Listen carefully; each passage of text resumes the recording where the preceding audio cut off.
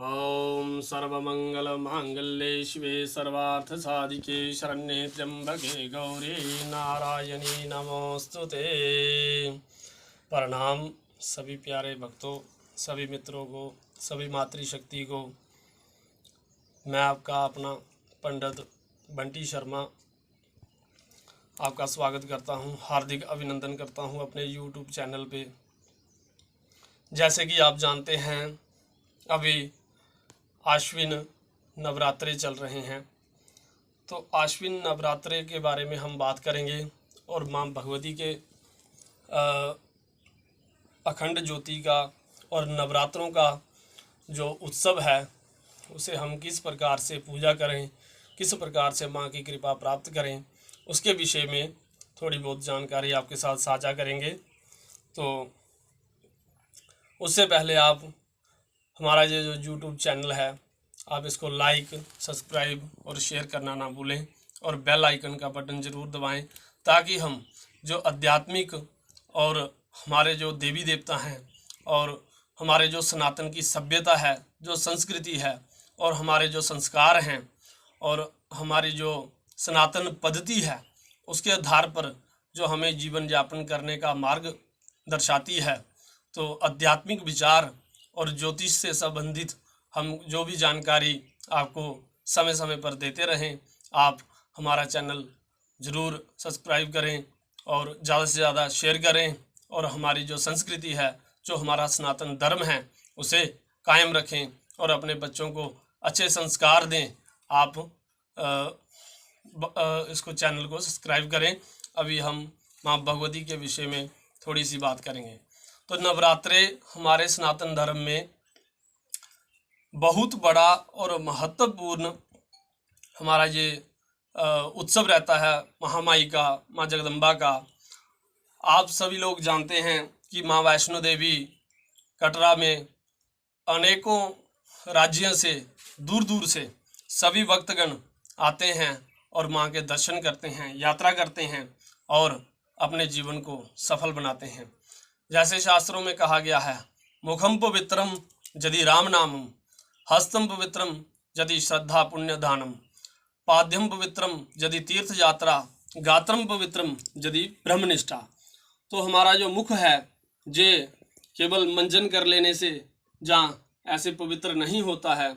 जब तक हम राम नाम का, भगवान का मंत्र जाप, सुमिरन, सत्संग, कीर्तन, भजन इत्यादि नहीं करते हैं, हमारी जो वाणी है ये पवित्र नहीं होती।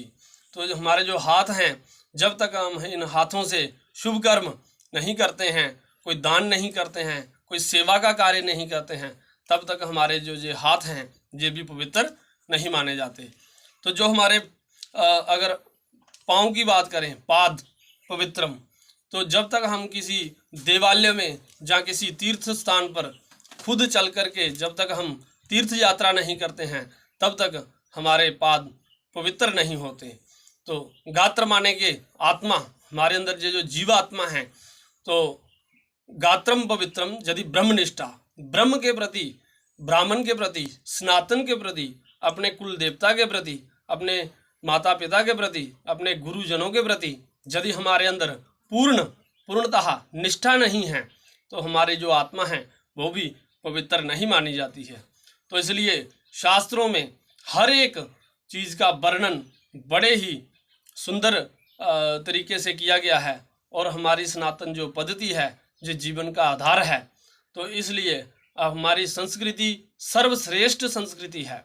हमारे जो भारत देश की जो संस्कृति, जो हमारे शास्त्र हैं, जो हमारे ऋषि मुनियों ने हमें मार्ग दिखाए हैं, उस पद्धति के अनुसार हमें चलना चाहिए। उन सूत्रों के आधार पर हमें अपना जीवन यापन करना चाहिए। आपको मैं एक दृढ़ विश्वास देता हूं कि यदि हम शास्त्र और अपनी संस्कृति के अनुसार अपना दिनचर्या और अपना जीवन यापन करते हैं, कभी भी हमें किसी अनहोनी का, किसी दुख का, किसी शारीरिक, भौतिक, किसी भी कष्ट का सामना नहीं करना पड़ता है। ये एक सत्य वचन है। तो बात कर रहे थे हम माँ भगवती के इस नवरात्रों के महोत्सव की।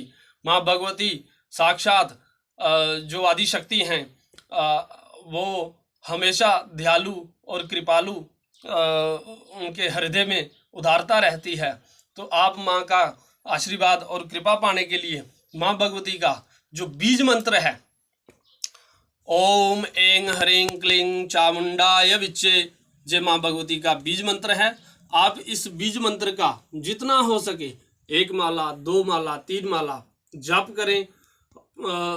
प्रातःकाल स्नान आदि से निवृत्ति होकर अपना आत्म पूजा करें। आत्म पूजा करने के बाद भगवान गौरी गणेश का ध्यान करें। उसके बाद माँ की जो साख लगाते हैं उसकी पूजा करें। फिर कलश स्थापन करें और अपने कुल देवता को नमस्कार करके उसके बाद आप बीज मंत्र 1 माला जप करें। ओम ऐं ह्रीं क्लीं चामुंडाय विच्चे, ये मंत्र है। आप यकीन मानेंगे कि ये इतना दुर्लभ मंत्र है और इसमें इतनी शक्तियां हैं। आपके समस्त जो कष्ट है, ग्रह पीड़ा है, आपके जो कुंडली में दोष हैं, कोई राहु केतु, कोई अनिष्ट ग्रह आपको परेशान कर रहा है, सभी दोष उससे शांत होंगे और माँ भगवती की कृपा आपके ऊपर सदा सदा के लिए बनी रहेगी। और इस मंत्र का आप सुबह और शाम दोनों समय आरती से पहले आप 1 माला जाप करें। हाँ, जो भक्त माँ भगवती का ये जो बहुत ही दुर्लभ जो शक्तिशाली ये जो ग्रंथ है हम आपको दिखा रहे हैं, ये दुर्गा सप्तशती सचित्र हिंदी अनुवाद, इसमें पाठ विधि, निवारण मंत्र, सभी विधि इसमें बताई गई है। आप इस किताब को ले लें और अपने धर्म गुरु, जहाँ अपने आचार्य, अपने गुरु के द्वारा इसको थोड़ा पढ़ लें, या फिर विप्रों के द्वारा इसका पाठ करवाएं। और अगर आप पाठ करने में नहीं सक्षम हैं, ऐसी ही एक और पुस्तक आती है, उसे दुर्गा स्तुति कहते हैं, आप उसका पाठ करें। अगर वो भी नहीं कर सकते तो आप दुर्गा चालीसा का पाठ करें। दुर्गा जो शब्द है इसका अर्थ है दुर्गा, दुर्गति शमनी, जो दुर्गति से इंसान को सदगति की ओर ले जाए, वो माँ जगदम्बा, माँ दुर्गा है। तो माँ भवानी इतनी करुणामयी, दयामयी माँ है। माँ में हमेशा वात्सल्य भाव रहता है। वात्सल्य माने के जैसे एक माँ अपने बच्चे को, अपनी संतान को मैला कुचैला गंदा होने पर अपने से निष्कासित नहीं करती है, पुनः उसे स्वच्छ करके नहला धुला करके अपने आंचल में, अपनी गोद में ले लेती है। उसी प्रकार माँ आप सभी भक्तों के समस्त जो आपने पाप या कोई अशुभ कर्म आपसे कोई अनजाने जाने अनजाने में हो गए हैं, तो उनको क्षमा करते हुए माँ आपको अपने आंचल में, अपनी गोदी में जरूर स्थान देगी।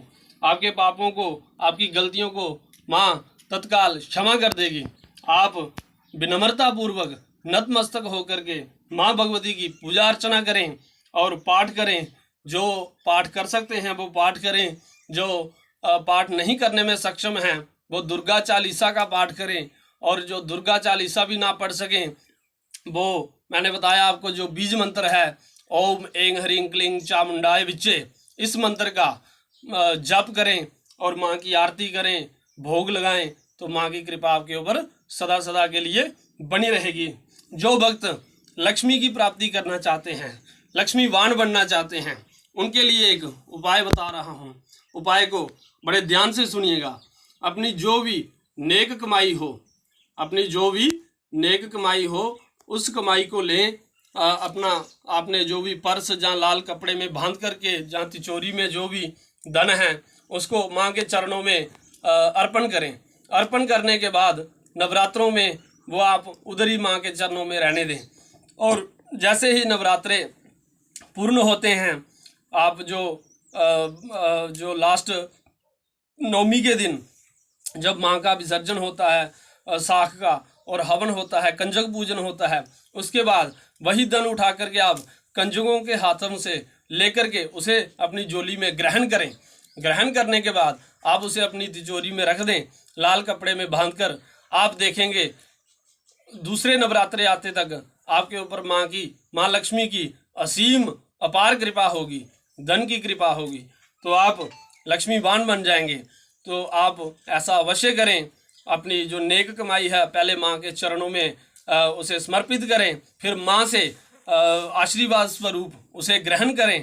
तो आप उपवास करें और माँ का जप करें, पूजा हवन पाठ जितना भी आप कर सकें वो अवश्य करें। और माँ भगवती ने, आपको पता है सभी राक्षसों का, असुरों का जो दहन किया था, उनका जो मधु कैटव, शुंभ निशुंभ, रक्त बीज इत्यादि इतने इतने भयानक असुर थे, सभी देवताओं ने एकत्रित होकर के अपने अपने पराक्रम, अपनी अपनी शक्ति से, अपनी साधना से, अपनी शक्ति से एक माँ भगवती जगदम्बा को परिपूर्ण रूप में उन्होंने अपनी सारी शक्तियाँ, अस्त्र शस्त्र भेंट किए और ऐसी एक शक्ति का आविष्कार किया जो असुरों के लिए घातक हो गई माँ काली, और उन्होंने सभी असुरों का विध्वंस किया और देवताओं की रक्षा की। और माँ के हृदय में हमेशा उदारता, करुणा और वात्सल्य भाव बना रहता है। तो आप सभी माँ की कृपा के पात्र बने। तो इतना ही मेरा संदेश रहेगा आज के लिए, इतना ही। और अधिक अवश्य आध्यात्मिक विचार और सनातन पद्धति से जुड़े हुए विचार और ज्योतिष संबंधी भी हम आगे आपको जानकारी देंगे। और आप इन सब जानकारियों के साथ बने रहने के लिए हमारा जो जितना भी परिवार है, करबद्ध प्रार्थना है कि चैनल को सब्सक्राइब करें और लाइक करें, शेयर करें और कमेंट में अपनी राय दें। और कोई त्रुटि हो गई हो तो क्षमा करें। जय माता दी।